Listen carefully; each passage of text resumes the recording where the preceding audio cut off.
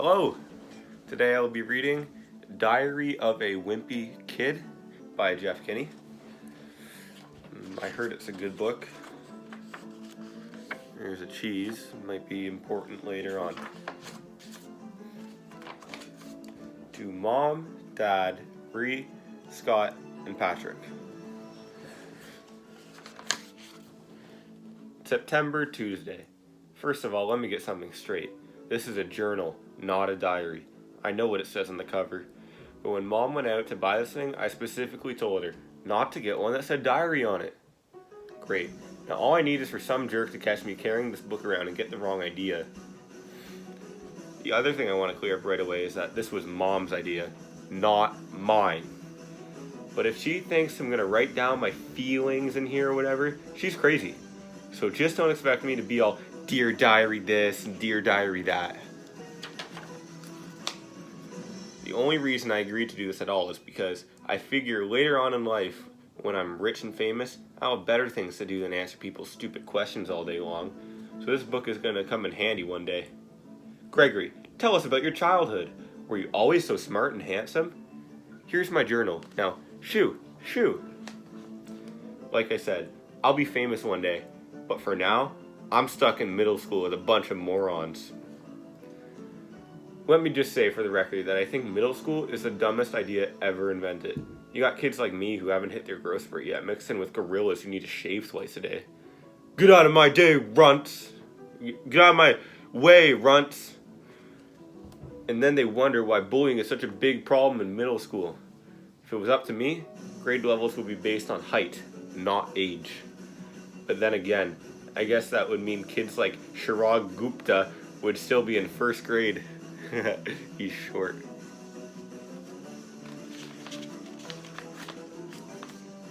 Today is the first day of school, and right now we're waiting around for the teacher to hurry up and finish the seating chart.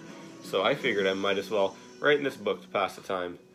By the way, let me give you some good advice. On the first day of school, you gotta be really careful where you sit. You walk into the classroom and just plunk yourself stuff down into any old desk, and the next thing you know, the teacher is saying, I hope you like where you're sitting because these are your permanent seats. Gah! So in this class, I got stuck with Chris Hosey in front of me and Leon James in the back of me. Bryson Brill came in late and almost sat to my right, but luckily, I stopped that from happening last second. Is this seat taken? Yes! Next period, I should just sit in the middle of a bunch of hot girls as soon as in the room. But I guess if I do that, it just proves I didn't learn anything from last year. Greg, will you please pass this note to Shelley? Why, certainly. The note says, Greg is a dork. Man, I don't know what's up with these girls these days.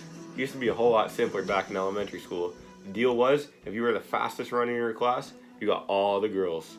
And in 5th grade, the fastest runner was Ronnie McCoy. Nowadays, it's a whole lot more complicated. Now it's all about what kind of clothes you wear, or how rich you are, if you have a cute butt or whatever. And kids like Ronnie McCoy are scratching their heads, wondering what the heck happened. The most popular boy in my grade is Bryce Anderson. The thing that really stinks is that I always have been into girls, but kids like Bryce have always come around in the last couple of years and he doesn't know what to do. I remember how Bryce used to act back in elementary school. Girls are stinky poos, yeah! And then Greg says, I don't think girls are stinky poos. But of course now I don't get any credit for sticking with the girls all this time. Like I said, Bryce is the most popular kid in our grade, so that leaves all the rest of the guys scrambling for other spots. The best I figure is that I'm somewhere around 52nd or 53rd most popular this year. But the good news is that I'm about to move up one spot because Charlie Davis is above me and he's getting his braces on next week. I try to explain all this popularity stuff to my friend Raleigh, who is hovering right around the 150 mark, by the way, but I think it just goes in one ear and out the other with him. Wednesday. Today we had phys ed, so the first thing I did when I got outside was sneak off to the basketball court to see if the cheese was still there. And sure enough, it was. Cheese. What cheese? That piece of cheese has been sitting on the blacktop since last spring. I guess it must have dropped out on someone's sandwich or something. After a couple days, the cheese started getting all moldy and nasty. Nobody would play basketball on the court where the cheese even was, even though that was the only court that had a hoop with a net. Then one day, this kid named Darren Walsh touched the cheese with his finger, and that's what started the thing called cheese touch. It's basically like cooties. If you get the cheese touch, you're stuck with it until you pass it on to someone else. The only way to protect yourself from the cheese touch is to cross your fingers. But it's not that easy remembering to keep your fingers crossed every moment of the day. I ended up taping mine together so they'd stay crossed all the time. I got a D in handwriting, but it was totally worth it. This one kid named Abe Hall got the cheese touch in April, and nobody would even come near him for the rest of the year. This summer, Abe moved away to California and took the cheese touch with him. I just hope someone doesn't start the cheese touch up again, because I really don't need that kind of stress in my life anymore. I'm having a seriously hard time getting used to the fact that this summer is going to be over and I have to get out of my bed every morning to go to school. My summer did not exactly get off to the great start, thanks to my older brother Roderick. A couple days into the summer vacation, Roderick woke me up in the middle of the night. He told me I slept through the whole summer, but that luckily I woke up just in time for the first day of school. You might think I was pretty dumb for falling for that one, but Roderick was dressed up in his school clothes and even set my alarm clock ahead to make it look like it was the morning. Plus, he closed my curtain so I couldn't see that it was still dark out. After Roderick woke me up, I just got dressed and went downstairs to make myself some breakfast, like I do every morning on a school day. But I guess I might have made a pretty big racket because the next thing I knew, Dad was downstairs yelling at me for eating Cheetos at 3 a.m. in the morning. It took me a minute to figure out what the heck was going on. After I did, I told Dad that Roderick had played a trick on me and he was the one that should be getting yelled at. Dad walked down to the basement to chew Roderick out, and I tagged along. I couldn't wait to see Roderick get what was coming to him. But Roderick covered up his tracks pretty good, and to this day, I'm sure Dad thinks I've lost a screw or something. Friday. Today at school we got assigned to reading groups. They don't come right out and tell you if you're in the gifted group or the easy group, but you can figure it out right away by looking at the covers of the books they hand out. First book says, Einstein as a child. Second book says, Bink says boo. Yeah. Get comfortable.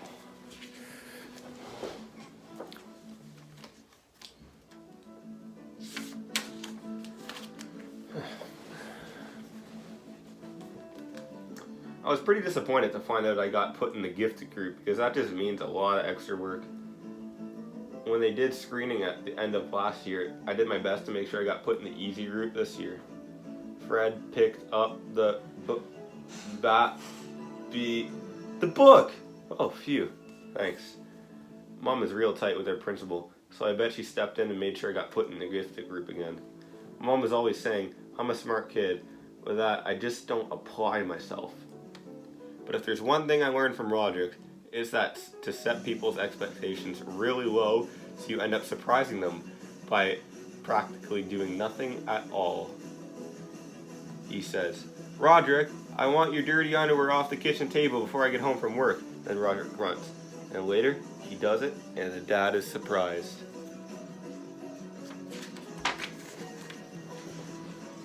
Actually, I'm kind of glad my plan put in the easy group and I didn't have to do work.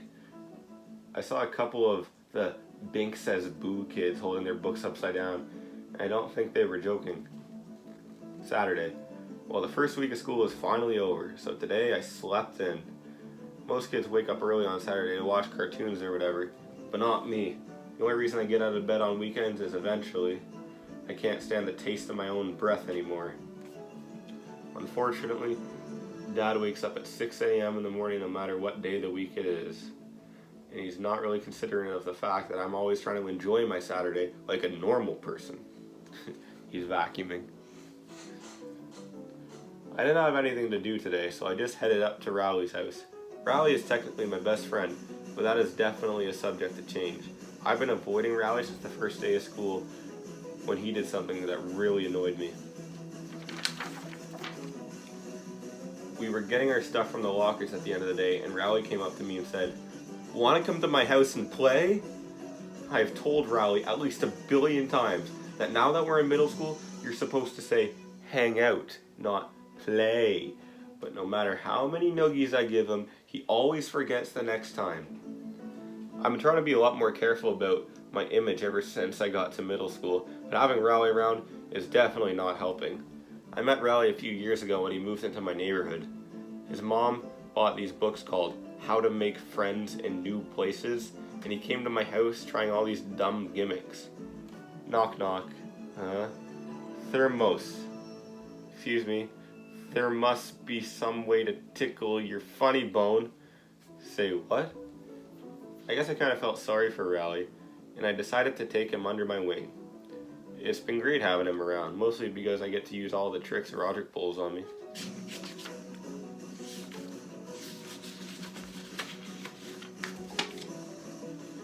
Did you know that if your hand is bigger than your face, it's a sign of low intelligence? I gotcha. And then he said, "But do I have low intelligence?" And he said, let me check again.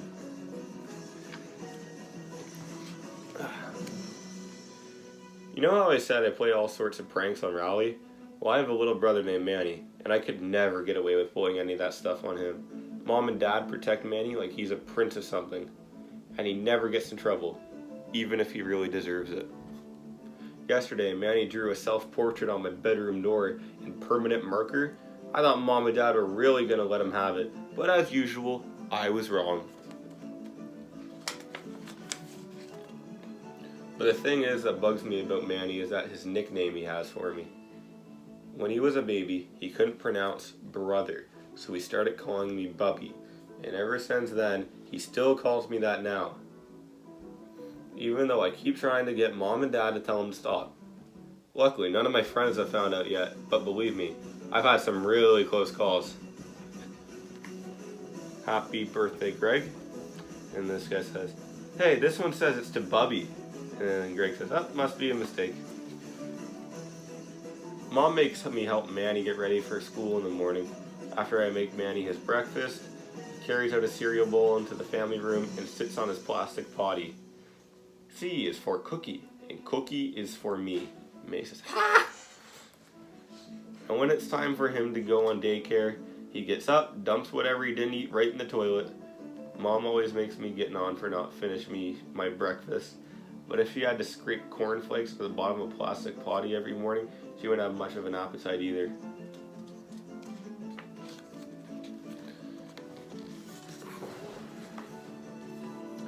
Tuesday. I don't know if I mentioned this before, but I am super good at video games. I'll bet I can beat anyone in my grade head to head. Unfortunately, Dad does not exactly appreciate my skills. He's always giving me advice of going out and doing something active. So tonight, after dinner, when Dad started hassling me about going outside, I tried to explain how with the video games, you can play all sorts of sports, like football and soccer. And you don't even have to get all hot and sweaty. But as usual, Dad didn't see my logic. Dad is a pretty smart guy in general, but when it comes to common sense, sometimes I wonder about him. I'm sure Dad will discipline me, but my game system, he could figure out how to do it. But luckily, the people can make things that were parent-proof. Dang nab, these fancy gadgets. Every time Dad kicks me out of the house to do something sporty, I just go up to Rallies and play video games there. Unfortunately, the only video games I can play at Rallies are car racing, stuff like that. Because whenever I bring a video game up to Rally's house, his dad always looks at it and says, "Oh, this is not appropriate, has violence in it, and he won't let us play." I'm getting a little sick of playing Formula 1 racing with Rally because he's not a serious gamer like me. All you have to do is beat Rally in your name car or something ridiculous at the beginning of the game, and then when you pass Rowley's car, he just falls to pieces. Anyways, after I got done mopping the floor with Rowley today, I headed home. I ran through the neighbor's sprinkler a couple times to make it look like I was all sweaty, and that seemed to do the trick for Dad.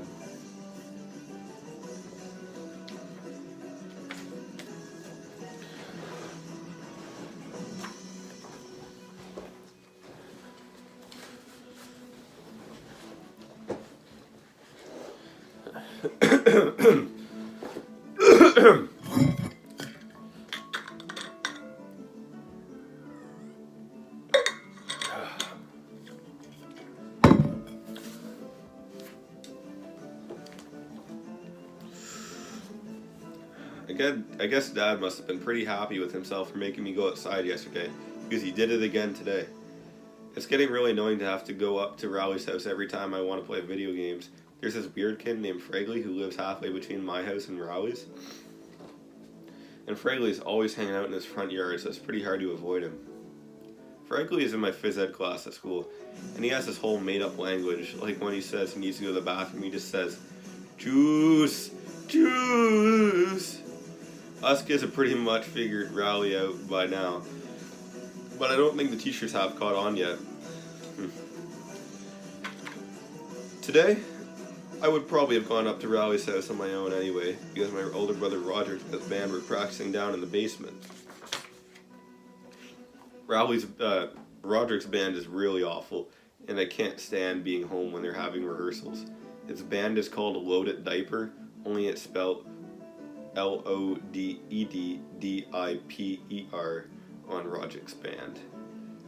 You might think he spelt it that way to make it look cooler, but I bet you if I told Roderick how it's spelled Loaded Diaper instead of Loaded Dipper, it would be news to him.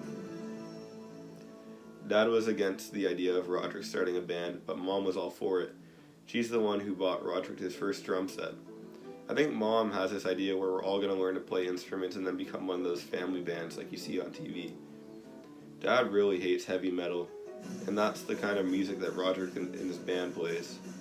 I don't think Mom really cares what Roderick plays or listens to, because to her, all music is the same. In fact, earlier today, Roderick was listening to one of his CDs in the living room. Mom came in and started dancing.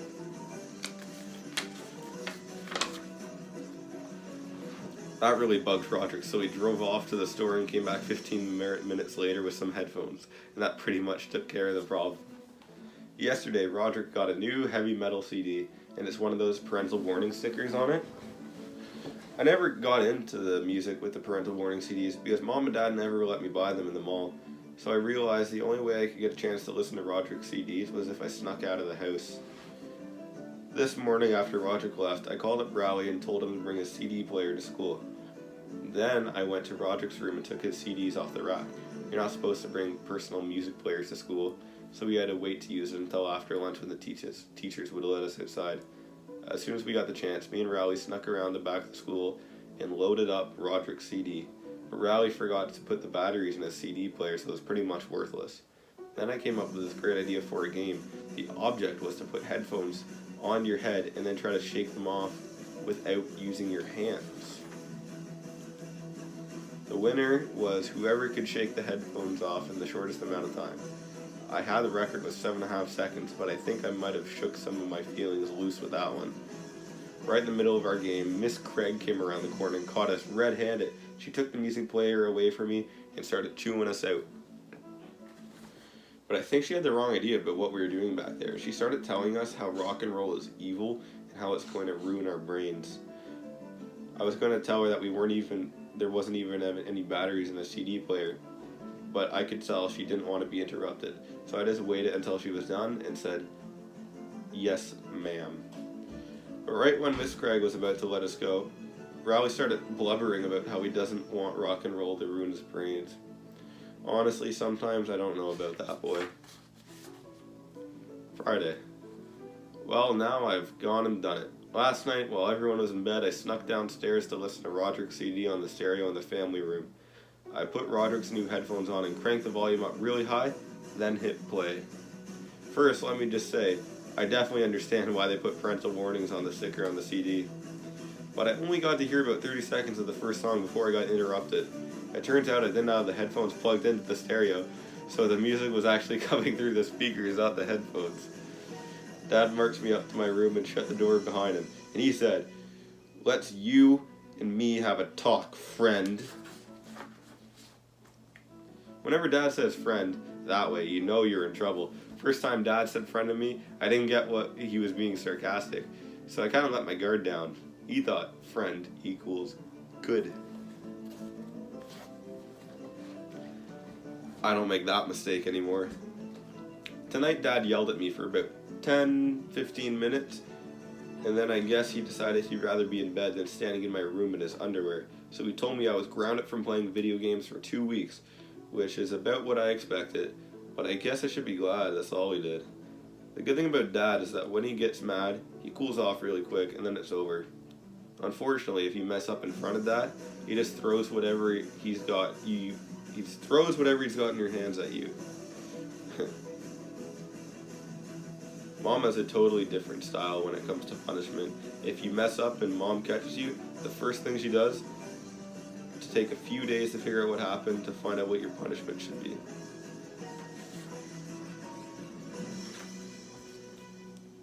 And while you're waiting, you do all these nice things to try to get off easier. I just dusted the dining room for the heck of it, and this Mom says, "How thoughtful of you." But then after a few days, when you forget you're in trouble, that's when she lays it on you. Monday.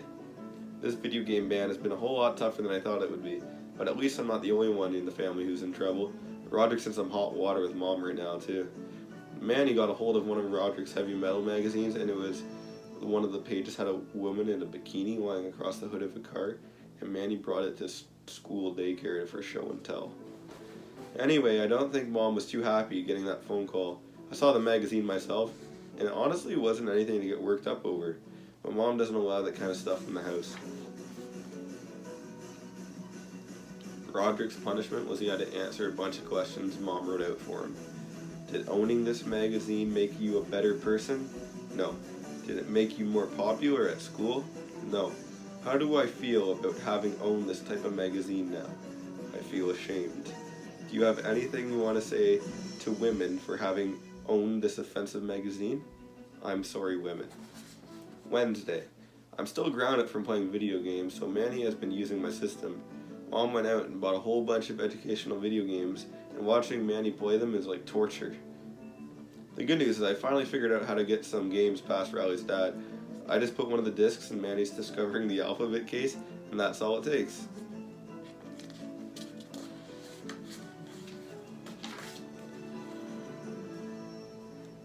At school today, they announced that student government elections are coming up. To be honest with you, I've never had an interest in student government, but when I started thinking about it, I realized getting elected treasurer could totally change my situation at school. And even better, nobody even thinks about running for treasurer because all anyone ever cares about are the big ticket positions like president or vice president. So I figure if I sign up tomorrow, the treasurer job is pretty much mine for the taking. Friday. Today I went up and put my name on the list to run for treasurer. Unfortunately, this kid named Marty Potter is running for treasurer too, and he's a real brainy at math, so this might not be as easy as I thought.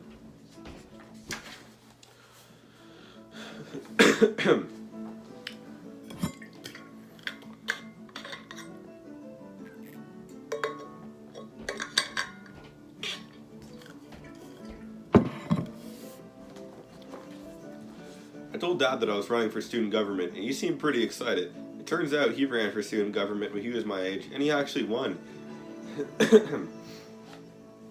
Dad dug through some old boxes in the basement and found one of his campaign posters. I thought the poster was a pretty good idea, so I asked Dad to drive me to the store to get some supplies. I loaded up on poster board and markers, and spent the rest of the night making all my campaign stuff, so let's just hope these posters work. Monday. I brought my posters to school today, and I have to say, they were pretty good.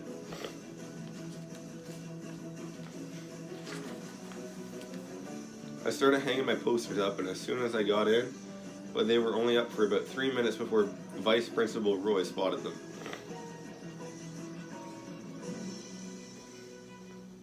Mr. Roy said you aren't allowed to write fabrications about the other candidates. So I told Mr. Roy that the thing about head lice was true and how it practically closed down the whole school when it happened. But he took down all my posters anyway. So today Marty Porter was going around handing out lollipops to buy himself votes, while my posters were sitting at the bottom of Mr. Roy's trash can. I guess this means my political career is finally over. Monday, October Monday. Well, it's finally October, and there's only 30 days left until Halloween. Halloween is my favorite holiday, even though Mom says I'm getting too old to go trick-or-treating anymore. Halloween is Dad's favorite holiday, too, but for a different reason. On Halloween night, while all the other parents are handing out candy, Dad is hiding in the bushes with a big trash can of water. If any teenagers pass by the driveway, he drenches them. I'm not sure Dad really understands the concept of Halloween, but I'm not going to be the one who spoils the fun. Tonight was the opening night at the Crossland High School haunted house, so I got my mom to agree to take me and Riley. Riley showed up at my house wearing his Halloween costume from last year. When I called him earlier, I told him to just wear regular clothes, but of course he didn't listen. I tried not to bother me too much, though I've never been allowed to go to the Crossland haunted house before, and I wasn't going to let Riley ruin it for me. Roderick has told me all about it, and I've been looking forward to this for about 3 years. Anyways, when we got to the entrance, I started having second thoughts about going in. But Mom seemed like she was in a hurry to get this over with, so she moved us along. Once we were getting through the gate, it was a scare, one scare after another. There were vampires jumping out at you, and people with heads and all sorts of crazy stuff. But the worst part about this area was the chainsaw alley. There was a big guy in a hockey mask, and he had a real chainsaw. Roderick told me the chainsaw was a rubber blade, but I wasn't taking any chances.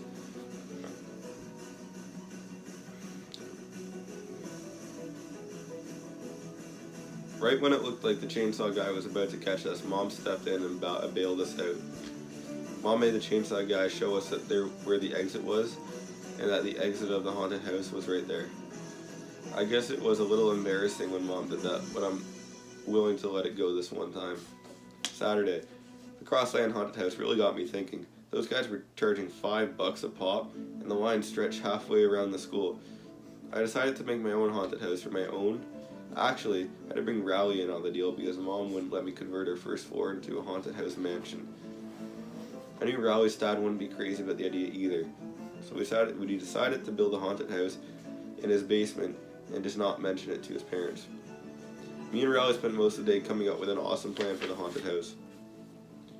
Here was our final plan: a hall of screams, a lake of blood, a bottomless pit, a rat tunnel, a maze of 1,000 skulls, knife alley, hand hall, the death slide, and acid lake. I don't mean to brag or anything, but what we came up with was way better than the Crossland School haunted house. We realized we were going to need the word out to get this thing going, so we got some paper and made a bunch of flyers. I'll admit maybe we stretched the truth a little in our advertisement, but we had to make sure people actually showed up. By the time we were finished putting the flyers up around the neighborhood and got back to Riley's basement, it was already 2:30 and we haven't even started putting the actual haunted house together yet. So we had to cut some corners from our original plan. When 3 o'clock rolled around, we looked outside to see if anyone actually showed up, and sure enough, there was about 20 neighborhood kids waiting in line outside Riley's basement. Now I know the flyer said they were 50 cents, but I can see now that we had a chance to make a killing here. So I told the kids that the admission was $2 and the 50-cent thing was just a typo. The first kid to cough up $2 was Shane Schnella. He paid his money and we let him inside. And me and Riley took our positions in the Hall of Screams. Hall of Screams was basically a bed with me and Riley on either side of it. Oh hey Foxy, can you fill up my bottle please? Thanks.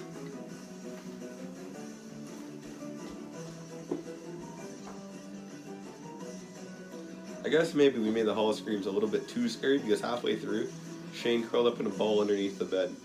We tried to get him to crawl out from under there, but he wouldn't budge. So I started thinking about all the money we were losing with this kid coughing up the Hall of Screams. Thanks, Foxy. Stay out of the camera, Foxy. Okay. Thanks. Eventually, Riley's dad came downstairs, and at first, I was happy to see him, because I thought he could bring Shane right under from the bed and get the haunted house cranking again. But Riley's dad wasn't in a helpful mood. Riley's dad wanted to know what we were doing and why Shane was curled up in a ball under the bed. We told him that the basement was a haunted house and Shane actually paid for us to do that to him, but Riley's dad didn't believe us. I admit, if you looked around, it didn't really look like a haunted house. All we had the time to put together was the Hall of Screams and the Lake of Blood, which was Riley's old baby pool filled with a half a bottle of ketchup in it. I tried to show Riley's dad our original plan to prove that we were actually running a legitimate operation, but he still didn't seem convinced.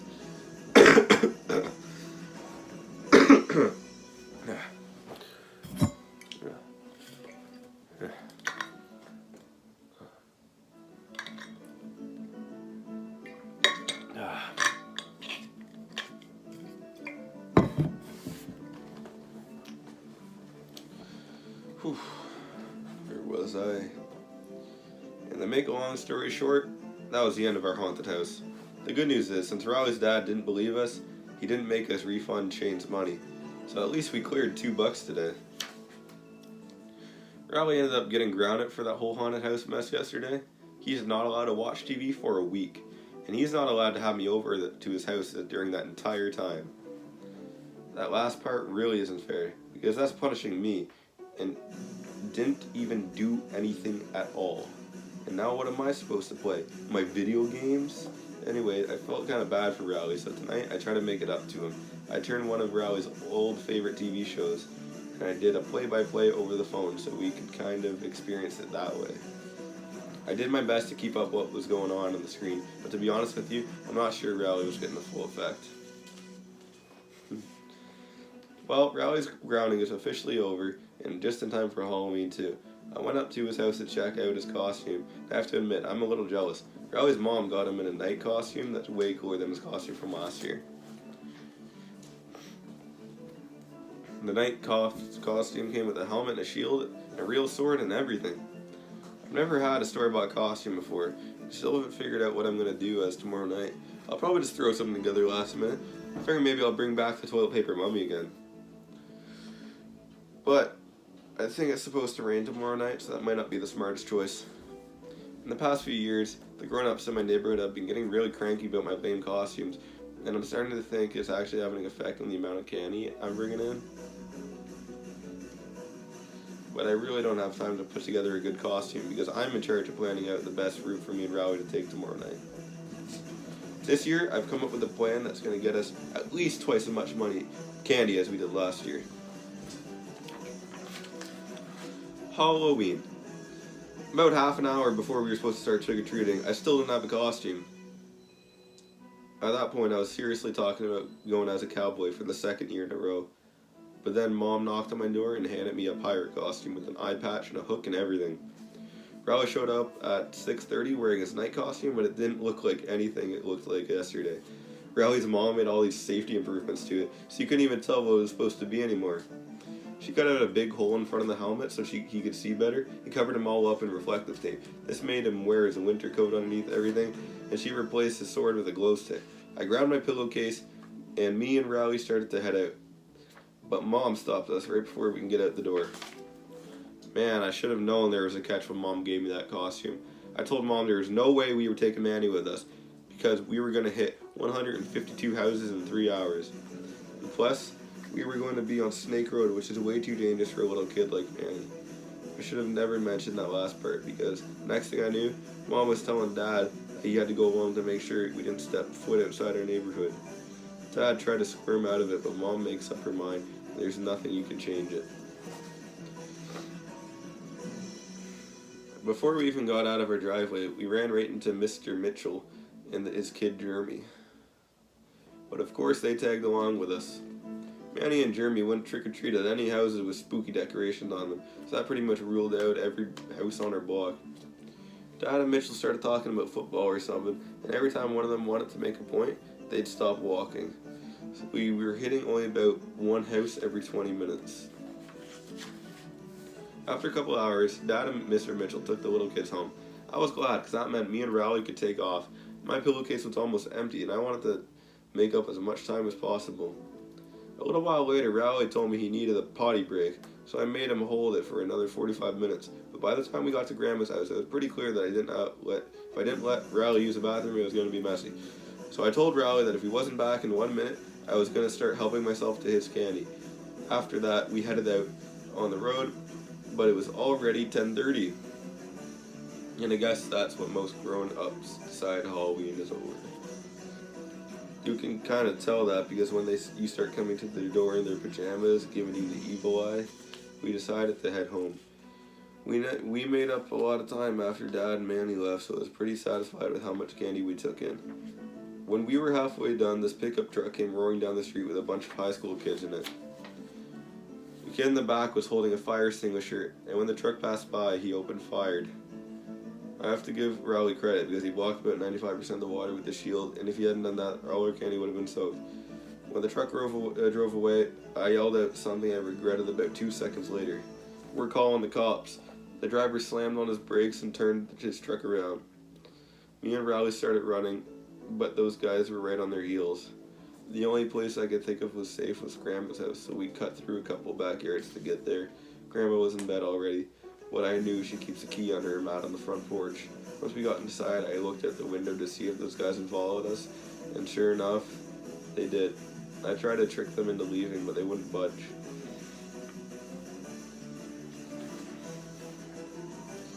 After a while, we realized these teenagers were going to wait us out, so we decided to just have to spend the night at Grandma's house. That's when we were getting cocky, making monkey noises at the teenagers or whatnot. Well, at least I was making monkey noises. Riley was making all sorts of owl noises, but I guess it was the same general idea.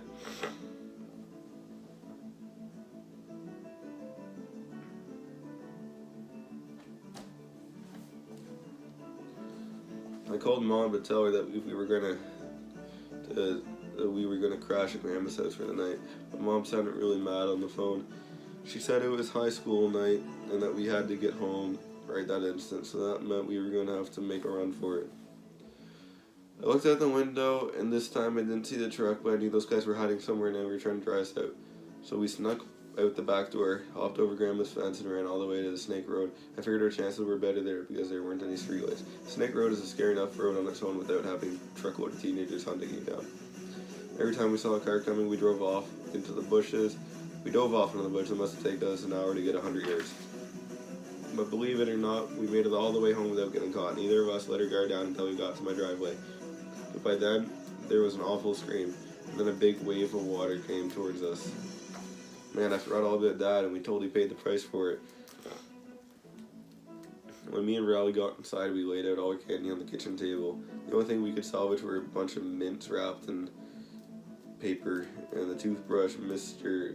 David gave us. I think next Halloween I'll just stay home and mooch a bunch of Butterfingers from the bowl Mom keeps on the top of the refrigerator.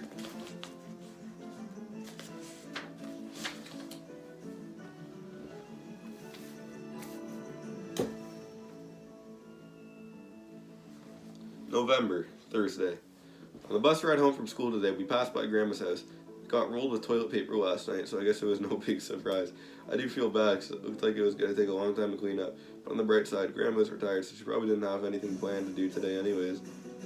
In third person, Mr. Underwood, our phys ed teacher, announced that the boys will be doing a wrestling unit for the next 6 weeks.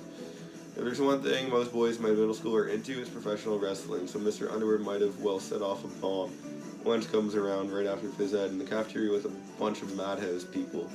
I don't know what the school was thinking having a wrestling unit, but if I decide I wasn't going to wrestle into a twisted pretzel for the next month and a half, I'd better do my homework on this wrestling business. So I rented a couple video games to learn some moves, and you know what? After a while I was starting to get the hang of it. In fact, the other kids in my class had better look out, because if I keep this up, I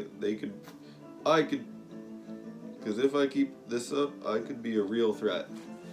Then again, I better make sure I don't do too good. This kid named Preston Mudd got named Athlete of the Year for being the best player in the basketball unit, so they put his picture up in a hallway. Took me about 5 seconds to realize how P Mudd sounded when you say it out loud, and after that it was all over for Preston.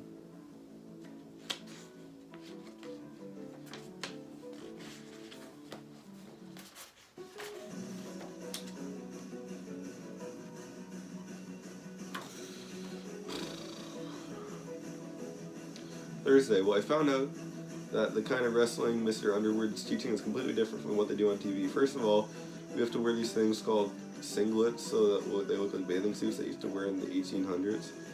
And second of all, there are no pile drivers or hitting people over the head with chairs or anything like that. There's not even a ring with hoops around it. It's basically a sweaty mat that smells like it's never been washed before. Mr. Underwood started asking for volunteers so we can demonstrate some of the wrestling holds. But there was no way I was going to go raise my hand. Me and Riley tried to hide out in the back of the gym near his curtain, but that's where the girls were doing their gymnastics unit. We got out of there in a hurry, and went back to the rest of the guys where Mr. Underwood singled me out, probably because I'm the lightest kid in the class, and he couldn't toss me around anything without straining himself. He showed everybody how to do all these things, like a half Nelson or reversal and takedown and all stuff like that. When he was doing this one move called the fireman scary, I felt the breeze down below, and I could tell you my singlet was not doing a good job keeping me covered up. That's when I tanked my lucky stares on the girls were on the other side of the gym. Mr. Underwood divided us into weight groups, so I was pretty happy about that at first, because I wasn't going to have to wrestle kids named like Benny Walls who can bench press 250 pounds. Then I found out who I did have to wrestle, and I would have traded for Benny Walls in a heartbeat. Fragley was the only kid light enough to be in my weight class, and apparently Fragley wasn't paying attention when Mr. Underwood was giving instructions, because he pinned me down every which way you could imagine. I spent my 7th period getting way more familiar with Fragley than I ever wanted to be. This wrestling unit has totally turned our school upside down. Now kids were wrestling in the hallways, in the classrooms, you name it, but the 15 minutes of the lunch were outside were the worst. You can't even walk 5 feet without tripping over a bunch of kids going at it. I just try to keep my distance, and mark my words, one of these fools is going to roll right into the cheese and start the cheese touch all over again. Another big problem is that I have to wrestle Fragley every single day, but the morning I realized something. If I can move out of Fragley's weight class, I won't have to wrestle him anymore. So today, I stuffed my clothes with a bunch of socks and shirts to get myself into the next weight class, but it was still too light to move up. I realized I was going to have to gain weight for real, and first I thought I was just going to start loading up on junk food, but then I have a much better idea. I decided to gain weight and muscle, not fat. I've been getting all interested in getting in shape before this wrestling unit, and that has made me rethink things. I figured I'd bulk up now. It'd actually come handy down the road, but the football unit is coming up in the spring, and they split the teams into shirts and skins, and I always get put on the skins. I think they do that to make all the out-of-shape kids feel ashamed. If I can pack up some muscle now, it'll be a whole different story in April. Tonight after dinner, I got Mom and Dad together to tell them my plan. I told them I was going to need some serious exercise equipment and get some weight gain powder too. I showed them some muscle magazines in the store and how ripped I was going to be. Mom didn't say anything at first, but Dad was pretty enthusiastic. I think he just was glad I had a change of heart for what I used to be when I was a kid. If you work regularly, you can get some big muscles. Muscles are gross. But Mom said if I wanted a weight set, I was going to have to prove that I could stick with my exercise regimen. She said I could do that by doing sit-ups and jumping jacks for 2 weeks. I had to explain that the only way to get totally bulked up was to get the high-tech machines they have at the gym. But Mom did not want to hear it. Then Dad said if I want a bench press, I could keep my fingers crossed for Christmas. But at Christmas is a month and a half away, and if I get pinned by Fragley one more time, I'm going to have to have a nervous breakdown. So it looks like Mom and Dad aren't going to be any help. And that means I'm going to have to take matters in my own hands as usual. Saturday.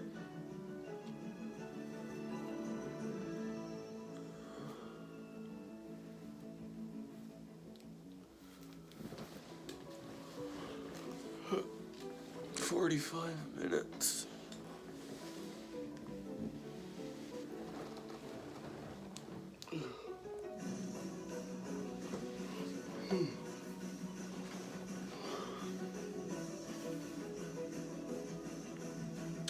I couldn't wait to start my weight training program today. Even though Mom wouldn't let me get the equipment I needed, I wasn't going to let that hold me back. So I went to the fridge and emptied out the milk and orange juice and filled it with jugs and sand. And I taped it to a broomstick and had a pretty decent barbell. After that, I made a bench press out of an ironing board and some boxes. Once I had that all set, I was ready to do some serious lifting. I needed a spotter partner, so I called Raleigh, and then when he showed up at my door wearing some ridiculous getup, I knew I made a mistake inviting him. I made Raleigh use the bench press first, mostly because I wanted to get the broomstick because I was holding up.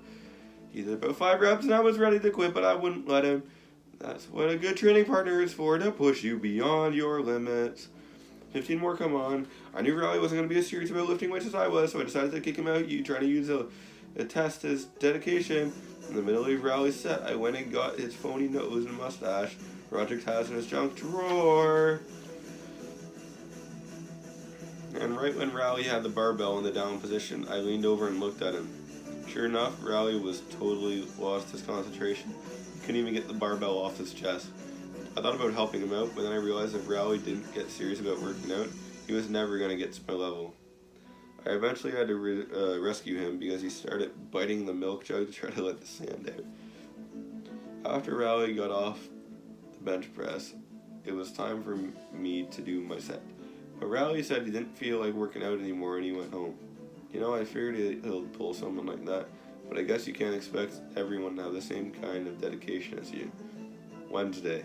Today in geography we had a quiz. I have to say I've been looking forward to this one for a long time.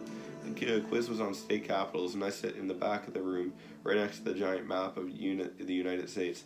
All the capitals were written in big red print, so I knew I had to swap the bag. But right before the test, Patty Farrell piped up the front of the room. Teacher, Patty told Mr. Isabella that he should cover up the United States map before we got started. Nice catch, Patty. So thanks to Patty, I ended up flunking the quiz and will definitely be looking for a way to pay her back for this one. Thursday, tonight Mom came into my room. She had the idea of, she had a flyer in her hand. As soon as I saw it, I knew exactly what it was. It was an announcement that the school is having tryouts for the play winter. Man, I should have thrown that thing out when I saw it on the kitchen table. I begged her not to make me sign up. Those school plays are always musicals, and the last thing I need is to have a sing solo right in front of the whole school. But all my begging seemed to do was make Mom sure I should do it.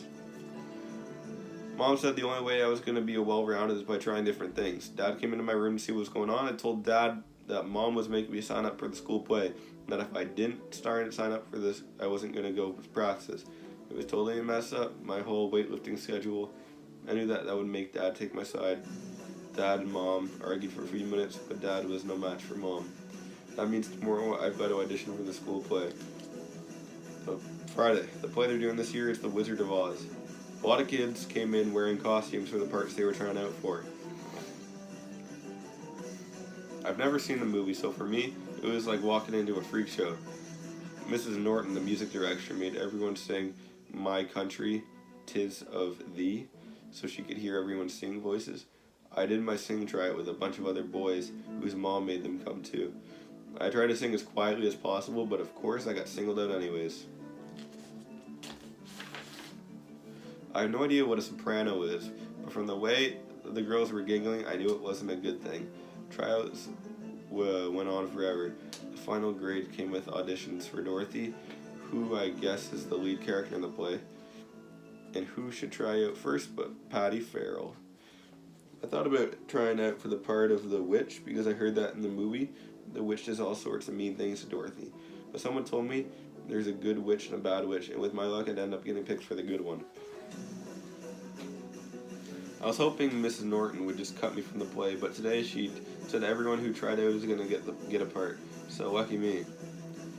Mrs. Norton said the Wizard of Oz movie, showed the Wizard of Oz movie so everyone would know the story. I was trying to figure out what part of the play I should play, but then pretty much every character had to sing or dance at that point. But halfway through the movie, I figured out a part where I wanted to sign up for. I'm going to sign up to be a tree. 1, they don't have to sing, and 2, They get to bean apples at Dorothy.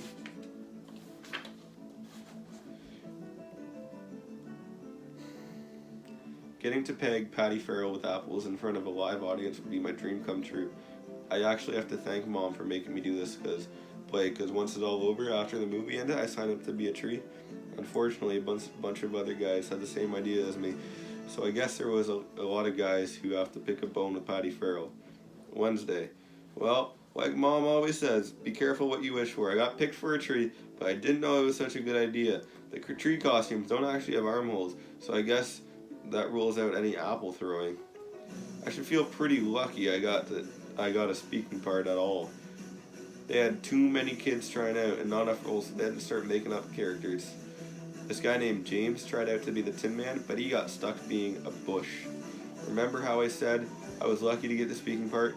Well, today I found out I only have one line in the whole play, and it's when Dorothy picks an apple off my branch. I say, ow. Ow. That means I have to go a 2-hour practice every single day so I can say one stupid word. I'm starting to think Roddy James got a better deal as a shrub. He found a way to sneak in a video game into his costume, and I'll bet that makes time go by. So now I'm trying to think of ways to get Miss Norton to kick me out of the play, but when you have a word to say, it's kind of hard to mess up your lines. December, Thursday. The play is only a couple days away, and I have no idea how I'm going to pull this thing off. First of all, no one has bothered to learn their lines, and that's all Miss Norton's fault. During rehearsal, Miss Norton whispers in everyone's lines to tell them from side of the stage. I'll get you, my pretty. I get that you were pretty. I wonder how it's going to go the next Tuesday when Miss Norton is sitting at her piano 30 feet away.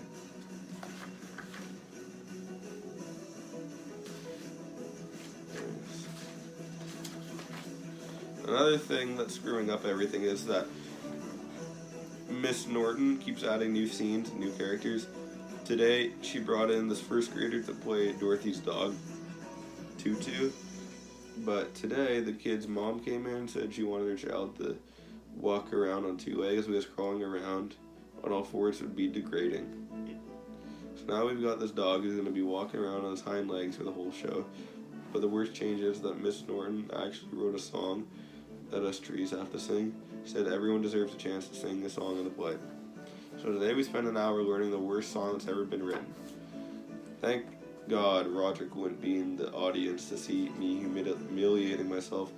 Mrs. Norton said the play is going to be a semi-formal occasion, and I know there's no way Roderick is going to wear a tie for a middle school play. But today wasn't all that bad. Towards the end of the practice, Archie tipped over James and chipped his tooth because he couldn't stick his arms out to break his fall.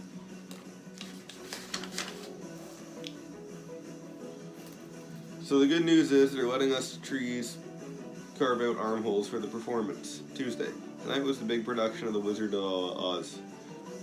The first sign is that we're not allowed to go. Well, what happened before the play even started? I was peeking through the curtains to check out how many people showed up, and guess who was standing right up front? My brother Roderick wearing a clip-on tie. He must have found out I was singing and couldn't resist the chance to see me embarrass myself. The play was supposed to start at 8 o'clock, but that got delayed because Ronnie James had stage fright.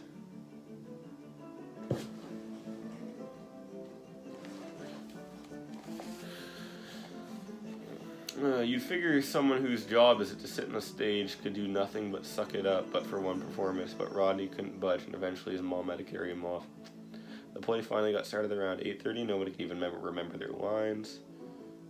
Just like I predicted, but Miss Norton kept things moving along with her piano. Kitty played Toto, brought a stool and a pile of comic books onto the stage, and that totally ruined the whole dog effect. When it was time for the forest scene, me and the other trees hopped into our positions and the curtains rose. But when they did, I heard Manny's voice. Great. I've been able to keep that nickname quiet for 5 years, and all of a sudden the whole town knew. I feel about 300 pairs of eyeballs pointed my way. So I did some quick ad-libbing, and I was able to deflect the embarrassment over to Archie. I think you dropped an apple, Bubby. but the major embarrassment was still on the way. When I heard Miss Norton playing the few first bars of We Three Trees, I felt my stomach drop. I looked over at the audience and noticed Roderick was holding a video camera. Roderick, don't embarrass Greg.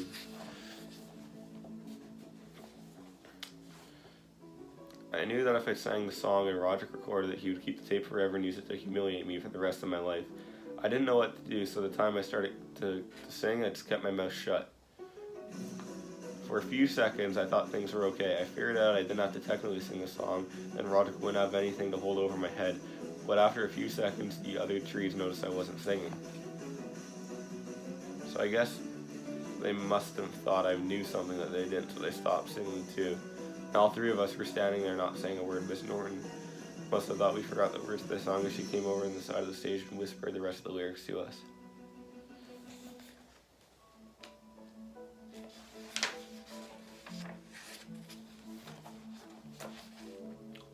The song was only about 3 minutes long, but it felt like an hour and a half. I was just praying the curtains would go up and down so we could hop off the stage.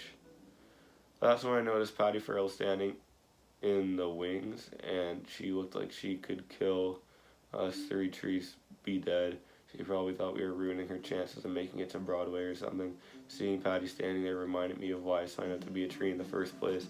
Patty soon, the rest of the trees started throwing apples too. I thought Toto even got in on the act. Somebody knocked the glass off Patty's head, and one of the lenses broke. Miss Norton had to shut down the play after that because Patty couldn't see 2 feet in front of her without her glasses. After the play was over, my family went home together. Mom and Dad bought a bouquet of flowers, but I guess they were supposed to be for me, but she ended up tossing them in the trash can on the way out the door. I just hope everyone who came to see the play was as entertained as I was.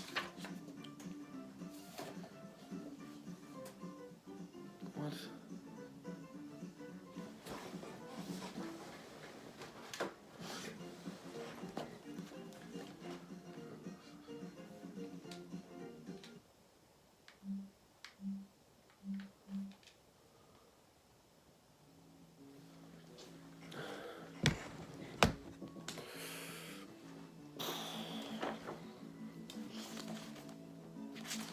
Halfway done.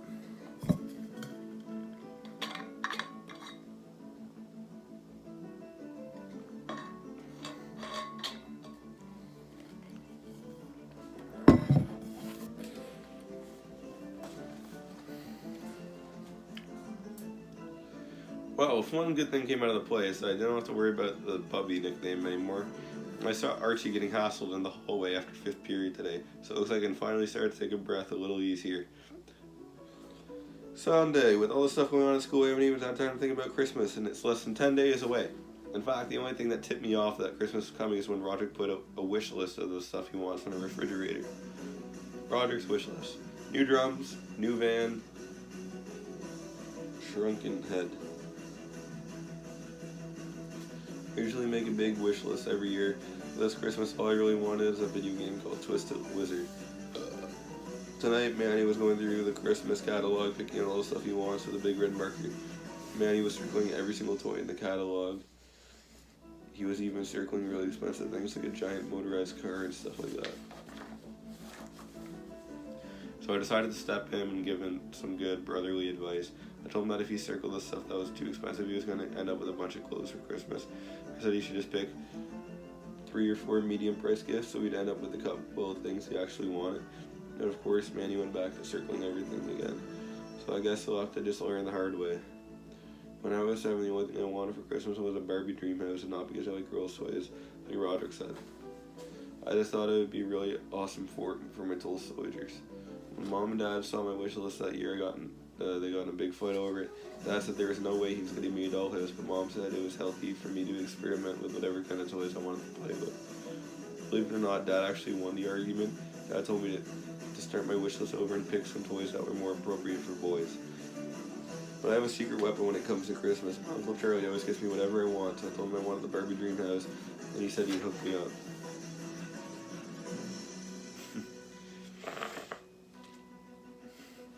On Christmas, when Uncle Charlie gave me the gift, it was not what I asked for. He must have walked in the toy store and picked up the first thing he saw that said the word Barbie on it. So you ever see a picture of me I'm holding a beach fun Barbie. Now at least you know the whole story. Dad wasn't really happy when he saw what Uncle Charlie gave me. He told me to either throw it out or give it to charity. But I kept it anyway, and okay, I admit, I took it out, played with it once or twice. That's how I ended up in the emergency room 2 weeks later with a pink Barbie shoe stuck up my nose. And believe it or not, Roderick has never let me hear the end of that. Tonight, me and Mom went out to get a gift for the giving tree at church. The giving tree is basically a Secret Santa kind of thing where you get a gift for someone who is needy. Mom picked up a red wool sweater for our giving tree guy. I tried to talk Mom into getting something a little cooler, like a TV or a slushy machine or something like that. And imagine if all you got for Christmas was a wool sweater. I'm sure a giving tree guy will throw his sweater in the trash can along with the 10 cans of yams we sent his way during the Thanksgiving food drive. When I woke up this morning and went downstairs, there were about 1 million gifts on the Christmas tree. But when I started digging around, there was hardly any gifts with my name on it. But Manny made out like a bandit. He got everything, single thing he circled for in the catalog, no lie. So I bet he's glad he didn't listen to me. I did find a couple things with my name on it. They were mostly socks and stuff like that. I opened my gifts in the corner behind Dad's couch. I don't like opening gifts near Dad. Whenever someone opens a gift, Dad swoops right in and cleans up right after them.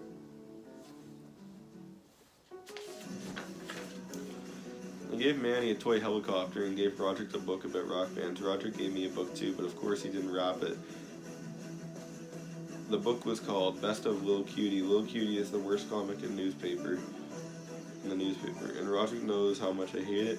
I think this is the 4th year in a row I've gotten a Lil Cutie book from him. I gave Mom and Dad their gifts. I get them the same kind of thing every year, but parents eat up that kind of stuff.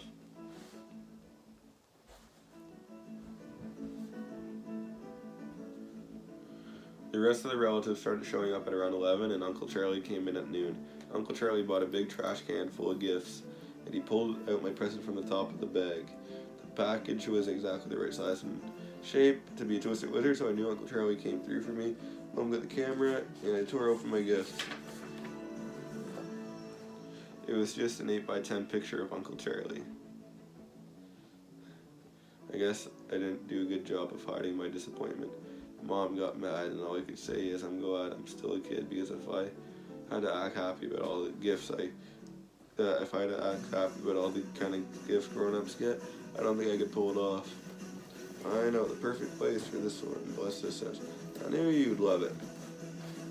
I went up to my room to take a break for a while. A couple minutes later, Dad knocked on my door.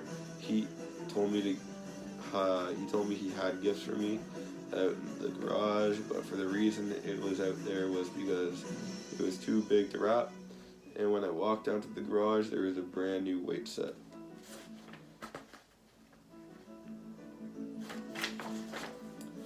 That must have cost a fortune. I didn't have the heart to tell Dad that I kind of lost interest in the whole weightlifting thing when the wrestling unit ended, so I just said thanks instead.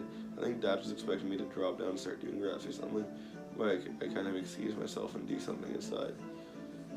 At about 6 o'clock, all the relatives cleared out. I was sitting on the couch watching Manny play with his toys, feeling pretty sorry for myself. Then Mom came up to tell me that she found a gift behind the piano with my name on it, and it said from Santa. The box was way too big for Twisted Wizard, but Mom pulled the same big box tricks on me last year when she got me a memory card for my video game system. I ripped open the package and pulled out my present. It wasn't only Twisted Wizard. It wasn't Twisted Wizard. It was a giant wool red sweater. At first I thought Mom was playing some kind of practical joke on me because the sweater was the same kind we bought for the Giving Tree guy. Mom seemed pretty confused too, and she said she did buy me a video game and that she had no idea what the sweater was doing in the box. Then I figured out, I told Mom there must have been some kind of mix-up and I got the Giving Tree guy's gift and he got mine. Mom said she used the same kind of wrapping paper for both of her gifts, so she must have written the wrong name tags. But Mom said that this was a really good thing because that Giving Tree guy was probably really happy. It's such a great gift. I had to explain that you need the game system and a TV to play Twisted Wizard, so the game was totally useless for her. Even though my Christmas was not going that great, I thought it was okay to get a whole lot worse for the Giving Tree guy. I kind of decided to throw the towel for this Christmas, and I headed up to Riley's house. I forgot to get Riley a gift, so I just slapped a bow on the little cutie book Roger gave for me. That seemed to do the trick. Riley's parents have a lot of money, so I can always count on them for a good gift. But Riley said this year he picked out my gift himself and brought me outside to show me what it was. From the way Riley was hyping up his present, I thought I must have gotten a big screen TV or a motorcycle or something. Once again, I set my hopes too high. Riley got me a big wheel. I guess I would have thought this was a cool gift when I was in the 3rd grade, but I had no idea what I'm supposed to do with one now. Riley was so enthusiastic about it that I tried to do my best to act like I was happy anyways. We went back inside and Riley showed me his Christmas loot. Well, Manny completely lost his mind. He ran upstairs to where Mom was, and I knew I was in big trouble. Manny told Mom I made him eat a spider, and then I just told her there was no spider and that it was just a tiny ball of thread. Mom brought Manny over to the kitchen table, then put in a seed, a raisin, a grape on the plate, and told Manny to point to the thing that was close to the size of the piece of thread he swallowed. Manny took a while to look things over on the plate. Then he walked over to the refrigerator and pulled out an orange. That's why I got sent to bed at 7 p.m. and not go downstairs to watch the New Year's special on TV. That's also why the New Year's resolution is never played with Manny again. January, Wednesday, I found a way to have some sort of fun on the big wheel Riley got me for Christmas. I came up with this idea where the guy runs down the hill and the other guy knocks him off with a football. Riley was the first to go down the hill and I was the thrower. It's a lot harder to hit a moving target than I thought. Plus, I didn't get a lot of practice. It took Riley like 10 minutes to walk the big wheel up the hill after every trip down.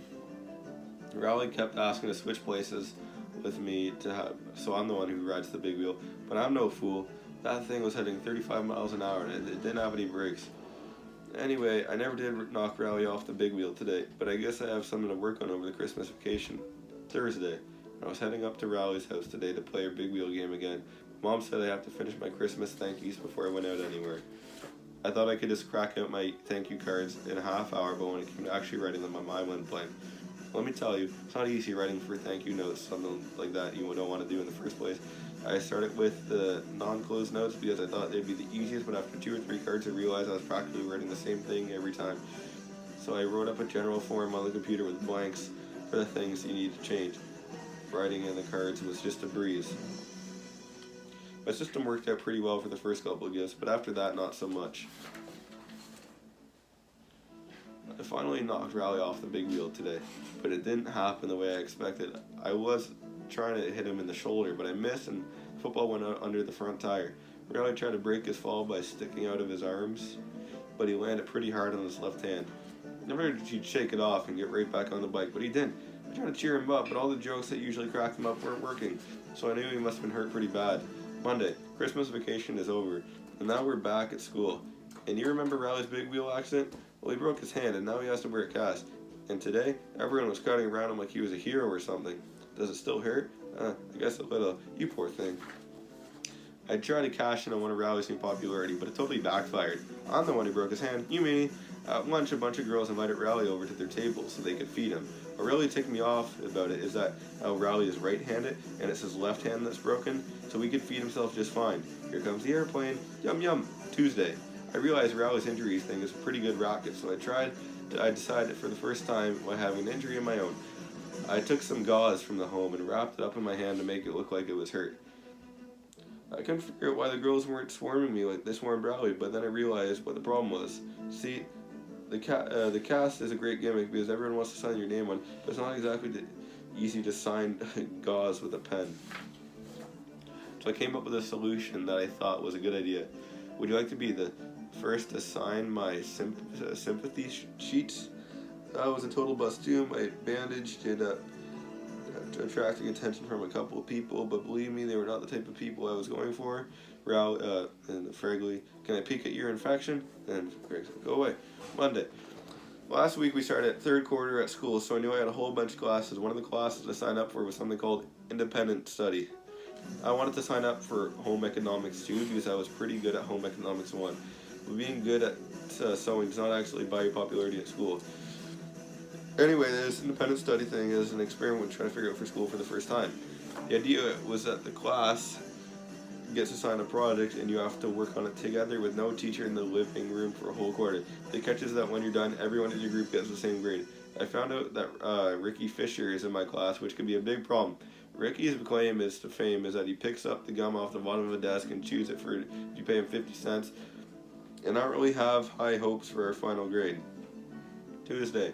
Today we got our independent study assignment, and guess what it is? We have to build a robot.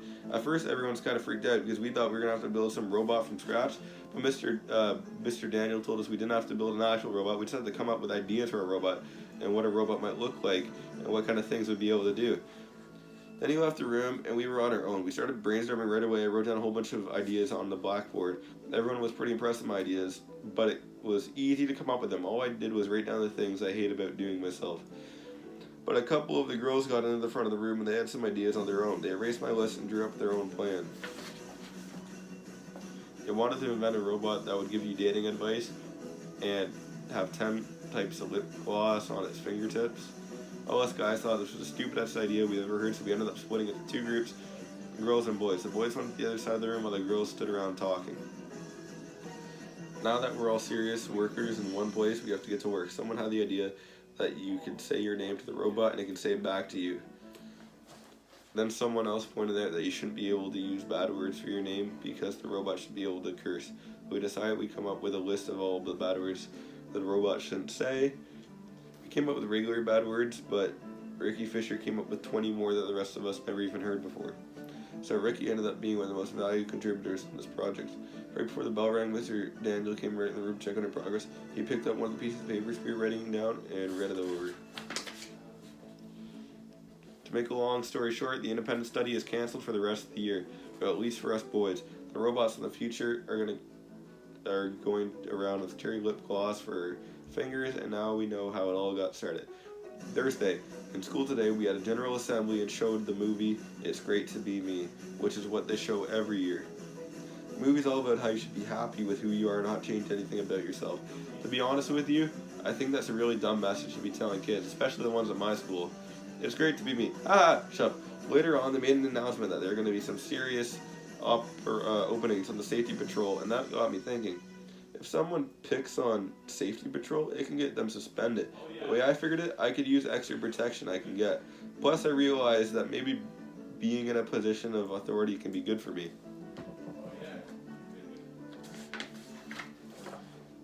Can we please cross the sheet now? No, but we've been standing here for an hour. I went down to Mr. Whiskey's office and signed up myself, and then I got Rowley to sign up too. I thought Mr. Whiskey would be a good bunch of chin-ups or jumping jacks or something to prove we were right for the job, but he just handed us our belts and badges on the spot. Mr. Whiskey said the openings for a special assignment. The school is right next to the elementary school, and they've got a half-day kindergarten there. He wants to walk us up the morning section sheets home in the middle of the day. I realized that meant we would miss 20 minutes of pre-algebra.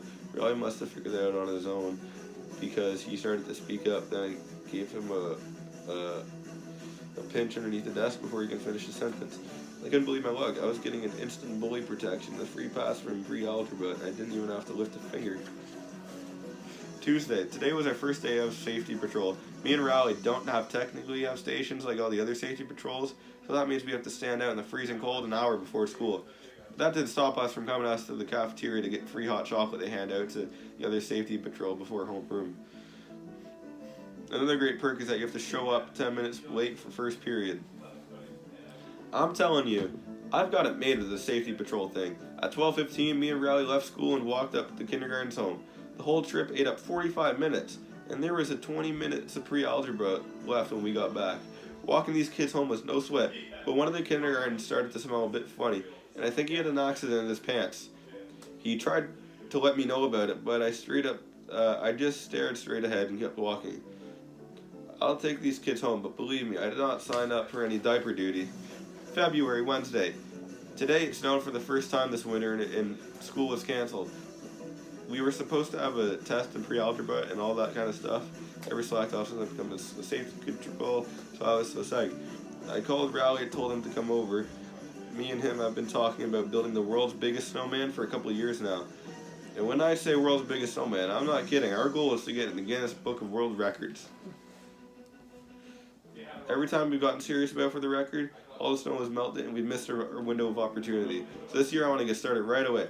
When Raleigh came over, we started rolling the first snowball to make base. I figured the tall is on its own if we want to make a shot at breaking the world record. But the snowball got real heavy, so we had to take a bunch of breaks in between rolls so we can catch our breaths. Grunt wheeze. During one of our breaks, Mom came outside to the grocery store, but our snowball was blocking her car in, so we had a little free labor out for her. After the break, me and Raleigh pushed the snowball until we couldn't push it any further. But when we looked behind us, we saw the mess we had made. The snowball had gotten so heavy it tore up all sorts of sod Dad had laid down in the fall. I was hoping it would snow a few more inches and cover up our tracks, but just like that, it stopped snowing. Our plan was to build the world's biggest snowman was starting to fall apart, so I came up with a better idea for the snowball. Every time it snows, the kids from Whirly Street use our hill for sledding, even though this isn't our neighborhood. So tomorrow morning, when the Whirly kids come marching up our street, me and Rowley are going to teach those guys a lesson.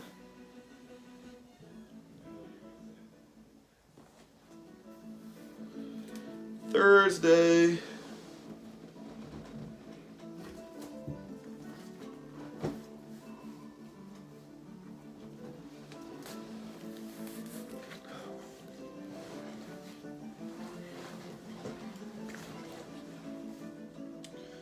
When I woke up this morning, the snow was already starting to melt, so I told Rowley to hurry up and get down to my house.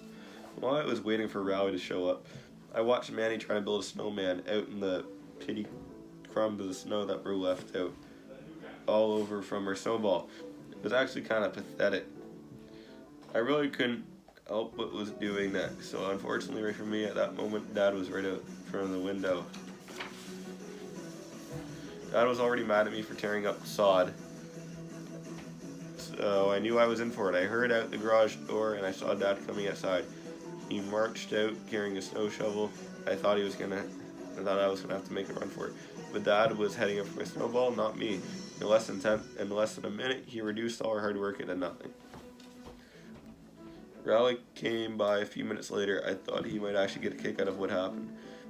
But I guess he had his heart set on rolling that snowball down the hill and he was really mad.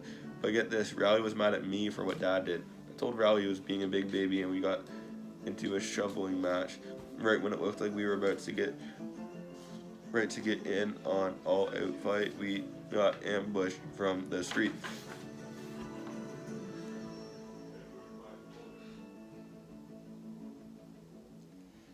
It was a hard hit and run by the Whirly Street kids. And if Miss Levi, my English teacher, was there, I'm sure she would have said the whole situation was ironic. Today at school they announced there's an opening for the cartoonist job in the newspaper. This is one comic slot, and up until now this kid named Brian Little has been hogging it all to himself. Brian has this comic called Wacky Dog, and it started off funny. And when it started off it was actually pretty funny. But lately Brian's been using his strip to handle his own personal business, and I guess that's why they gave him the axe. Hey Wacky Dog, say something funny. Actually I have something serious on my mind today. Susan, if you're reading this, Brian is very sorry he kissed your best friend Rachel behind the walkers. He hopes you can find it in your heart to forgive him. P.S. You still owe Brian $5.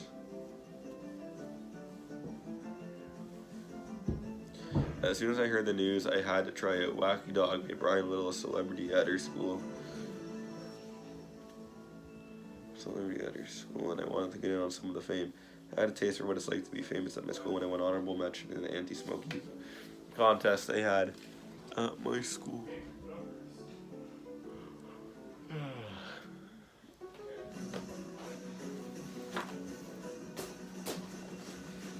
Almost.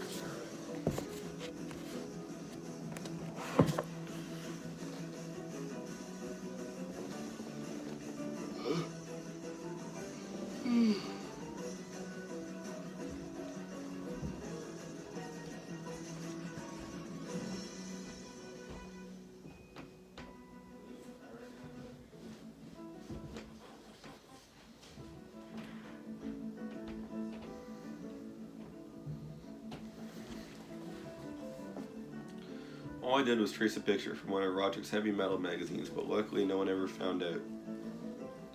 Don't smoke or you'll look like me. The kid who won first place was a kid named Chris, and what kind of tricks, what kind of ticks me off is that Chris smokes at least one pack of cigarette a day.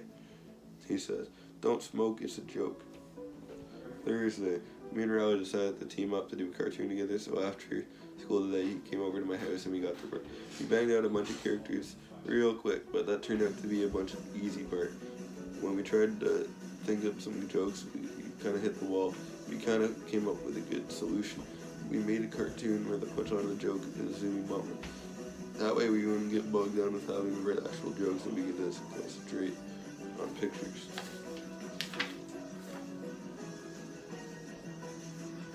The first couple of strips, I did the writing and drew the characters. Riley drew the boxes around the pictures. Step on a crack, break your mama's back. Yeah, right. Hey Timmy, your mother slipped on a banana peel, and P.S. she is dead. Zooey Mama. Riley started complaining that he didn't have enough to do, so I let him write a few of the strips. But to be honest with you,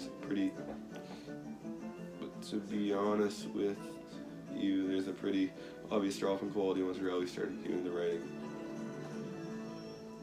I have been waiting 3 hours for the hamburger. Finally, one hamburger, please. We're all sold out of hamburgers. Zooey Mama. Eventually, I got kind of sick of the Zooey Mama ideas. Pretty much Riley take over the whole operation. And believe it or not, Riley's drawing skills are worse than his handwriting. Oops, I stepped in a puddle. At least it's not an acid puddle. It is an acid puddle. Zooey Mama. I told Riley maybe we should come up with some new ideas, but he just wanted to keep writing the Zooey Mamas. Then he packed up the comics and went home. It's fine by me. I don't really want to be partnered up with a kid who doesn't draw noses anyways. Friday, after Riley left yesterday, I got really hard to work on some new comics. I came up with this character called Craig, and I got on a roll. Hi, my name's Craig. No, your name is Stuart Pidd. Oops, hi, I'm stupid. Hahaha. I must have banged out 20 strips. I didn't even break a sweat. I wonder what is in this cute little box. That's not a box. It's a brick, you dumb moron. Oops, I've been trying to open it all day. Doctor, could I have a new butt? My old one has a crack in it. Craig, I told you a million times. Everyone's butt has a crack in it. Oh yeah, I forgot. The great thing about the Craig comic strips was that, I had all these idiots running around my school. I'll never run out of material. When I got to school today, my comics were in Mr. Craig's office. He's a teacher who runs the school newspaper. But when I went to turn my comic strips in, I saw that there was a pile of comic strips from other kids who were trying out for the job. Most of them were pretty bad, so I wasn't too worried about the competition. Girls rule. Don't walk near our lunch table again, Tyler Green. Yeah, you're not even cute. Nature. Girls rule. Extreme skaters. Here I go. I'll do this rad jump. What? Yo, dude, watch out for that telephone wire. Here I go. Got sliced. Darn. Ouch. I'm sure I'm glad I wore my helmet. One of the comics was called Dumb Teachers, and it was written by a kid named Bill Tritz. Bill is always in detention, so I guess he has a bone to pick with just about every teacher in the school, including Mr. Ira. I'm not too worried about the chances of Bill's comic getting in either. Hey, Mr. Ira, you pooped your pants again. Uh-oh. Stinks lines from the poop. There are actually 2 good, decent comics in their bin. I slipped them under the pile of paper with Mr. Ira's desk. Hopefully those ones won't turn up again until I'm in high school. Thursday, today in the morning announcements, I got news I was hoping for. And the new cartoonist for the school paper is Greg Heffley. The paper came out today at lunchtime, and everyone was reading it. I really wanted to pick up a copy and see my name printed on it, but I decided to just play it cool for a while instead. I sat at the end of a lunch table, so there was plenty of room for me to start signing autographs for my new fans, but nobody was coming over to tell me how great my comic was, and I started to get the feeling that something was wrong. I grabbed a piece of paper and went to the bathroom and checked it out. And when I saw my comic, I practically had a heart attack. Mr. Ira told me he had made some minor edits to my comic. I thought he just meant fixed spelling mistakes and stuff like that, but he totally butchered it. The comic He ruined one of my favorite ones too. In the original, Craig is taking a math test, and he accidentally eats it, and the teacher yells at him for being such a moron.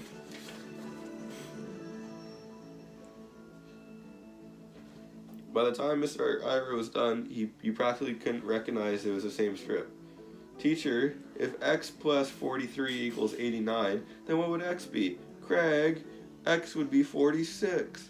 Thanks, kids. If you want to learn more about math, be sure to visit Mr. Humphrey during his office hours or the library and check out the newly expanded math and science section. I'm pretty sure I don't want to be signing autographs anytime soon. Teacher's pet. March, Wednesday. Me and Riley were enjoying our hot chocolate in the cafeteria with the rest of the patrols today. There's an announcement on the loudspeaker. Riley Jefferson, report to the Mr. Whiskey's office immediately. Riley went down to Mr. Whiskey's office, and then Riley came back 15 minutes later. He looked pretty shaken up. Apparently, Mr. Whiskey got a call from the parent who said they witnessed Riley terrorizing the kindergartners and when he was supposed to be walking them home from school, and Mr. Whiskey was really mad about it. Riley said Mr. Whiskey yelled at them for about 10 minutes and then his actions disrespected the badge. You know, I think I might just know what this is all about. Last week, Riley had to take a quiz during fourth period, so I walked the kindergartners home on my own. It had rained that morning, so there was a lot of worms on the sidewalk. I decided to have some fun with the kids. But the neighborhood lady saw me, what I was doing, and she yelled at me from the front porch. It was Mr. Ivan, who is friends with Riley's mom, so she must have thought I was Riley because I was borrowing his coat, and I wasn't about to correct her either. I forgot to tell the whole incident until today. Anyways, Mr. Whiskey told Riley he's going to have to apologize for the kindergartens tomorrow. And he's suspended from the safety patrols for a week. I knew I should have just told Mr. Whiskey it was me who chose the kids with the worms, but I wasn't ready to set the record straight just yet. I knew if I confessed, I'd lose my hot chocolate privileges. And that right there was enough to make me keep quiet for the time being. At dinner tonight, Mom told me Mom could tell something was bothering me. She came up to talk to me afterwards. I told her I was in a tough situation. I didn't know what to do. I got to give Mom credit for how she handled it. She didn't try to pry all the details from me. All she said was that I should try to do the right thing because it's our choices that make us who we are. I figure that's pretty decent advice, but I'm still not 100% sure what I'm going to do tomorrow. Well, I was up all night tossing and turning over this Riley situation, but I finally made up my mind. I decided it was the right thing to do to just let Riley take one for the team this time around. I'm sorry I terrorized your children. On the way home from school, I came clean with Riley and told him the whole truth about what happened and how it was me who chased the kids with the worms. Then I told him that there were lessons we could both learn from this. I told him I learned to be more careful about what I do in front of Miss Ivan's house. And that he learned a valuable lesson too, which is be careful who you lend your coat to. I guess this has been a learning experience for both of us. To be honest with you, my message didn't really seem to be getting through to Riley. We were supposed to hang out at school today, but he said he was just going to go home and take a nap. I really couldn't blame him because if I didn't have my hot chocolate this morning, I wouldn't have had much energy either. When I got home, Mom was waiting for me at the front door, and she said, "Did you do the right thing?" And then Greg said, "Yeah." Mom took me out to get some ice cream as a special treat, and this whole episode has taught me that every once in a while it's not such a bad idea to listen to your mother.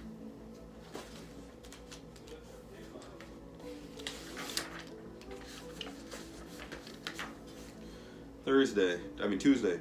There was another announcement on the loudspeaker today, and to be honest with you, I kind of figured this one was coming.